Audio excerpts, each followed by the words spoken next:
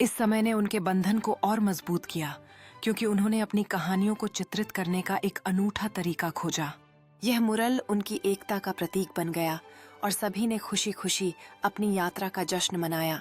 उन्होंने अपने अनुभवों को साझा करते हुए एक दूसरे में उत्साह जगाया और यह सुनिश्चित किया कि यह यात्रा कभी समाप्त न हो। उन्होंने एक दूसरे के प्रति समर्थन और दोस्ती का वचन दिया, जिससे उनकी बंधन और भी गहरा हो गया।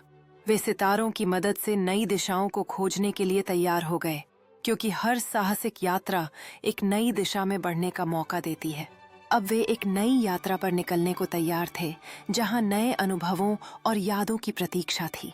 हर उड़ान के साथ उन्होंने डर को पीछे छोड़ते हुए अपने सपनों की ओर बढ़ने का साहस जुटाया। इस नई यात्रा में उन्होंने अपनी सीमाओं को पार करते हुए नए क्षितिजों की ओर उड़ान भरी। यह स्थान उनके लिए एक नई खोज का प्रतीक बना, जहां हर पक्षी ने खुशी और सुकून का अनुभव किया।